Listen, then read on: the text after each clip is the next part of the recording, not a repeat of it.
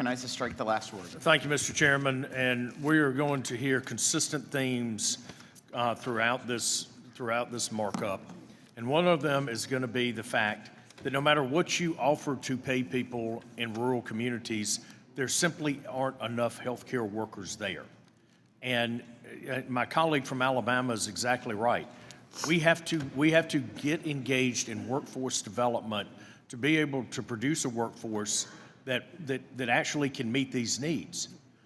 The ranking member from Mr. Neal had a comment. He said, I believe that we can reach a bipartisan solution here. Here's the challenge that we face. We tried to do that by contacting HHS and reaching out and trying to raise the question about the impossible requirements that are going to be put on rural facilities. And we got nowhere with them. And so I would dearly love for my colleagues on the other side of the aisle to, as Ms. Sewell has said, to reach out to HHS to help us find a solution. I would say when I look at nursing homes, and the many that I've toured, we have very dedicated staff there that are doing the very best that they can. But if you really want to give them better opportunities and you really want to make the system work, number one, you've got to you have to reduce the administrative burden and the regulatory environment and allow there to be set metrics where nursing homes can meet quality care, but don't force everybody to do it the exact same way. One of the most staggering surprises to me when I was first elected to Congress is just learning how different our country is based on geographic region. The way things happen in the Northeast is very different than the Southeast.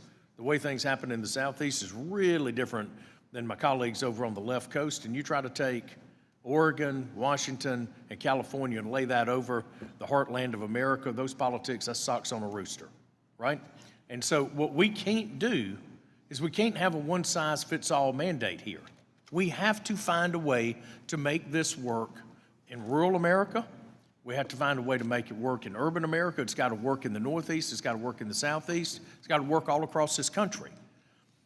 When you put the same regulations on a rural provider that you do on somebody in Metro Atlanta or Boston or San Francisco, it just doesn't work. We should set the same standards about the quality of care, but allow facilities to reach those in a very creative way that saves costs and in many cases provides better quality care.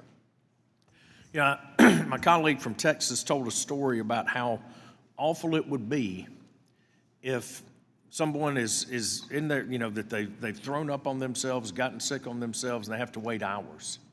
I don't think that's the norm where we are, okay? It's not what we see day in and day out with our nursing home facilities. And it is terrible, and that should never happen. But let me tell you what would be more devastating is when these facilities just simply fail to exist because of rules that make it unaffordable to deliver the care. So I think we can work through this. I look forward to continuing the conversation. But one of the things that we've got to do is we've got to get the administration to pump the brakes on this and understand that while you may be doing a lot for some folks, you're just going to close facilities in rural areas. Look, the private equity piece that was mentioned here, that's a whole nother conversation that we better collectively get our minds wrapped around, both for independent practice of healthcare providers. I think that's a great conversation to have. But right now, in this moment, this is about making sure that people, at least from my perspective, in rural areas have access to care. If we don't do something and this rule goes through, we're simply going to close facilities. And that's devastating to a rural community like mine, both in terms of care for seniors and in terms of jobs. We cannot afford to lose another job in a rural community, period. With that, Mr. Chairman, I yield back.